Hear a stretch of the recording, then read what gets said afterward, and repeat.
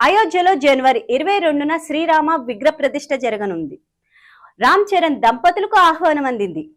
ఈ మహత్ కార్యానికి పలువురు సినీ, రాజకీయ, క్రికెట్ ప్రముఖులు హాజరు కానున్నారు. రామ్ చరణ్ ఉపాసనకు రామ్ మందిర్ ట్రస్ట్ ప్రతినిధి నుంచి శుక్రవారం ఆహ్వానం అందింది. దీనికి సంబంధించిన ఫోటోలని ఆయన అభిమానులతో పంచుకుంటున్నారు. ఇప్పటి వరకు చిరంజీవి, ప్రభాస్, అమితాబ్ బచ్చన్, రణ్వీర్ కపూర్ దంపతులు, రాజ్ కుమారి హిరాని, రోహిత్ శెట్, ధనుష్ దంపతులకు ఈ ప్రారంభోత్సవానికి ఆహ్వానాలు అందుకున్నారు. ప్రధాని మోదీ ఈ కార్యక్రమానికి ముఖ్య అతిథిగా హాజరు కానున్నారు. ఈ మేరకు శుక్రవారం ఓ సందేశాన్ని ఇచ్చారు.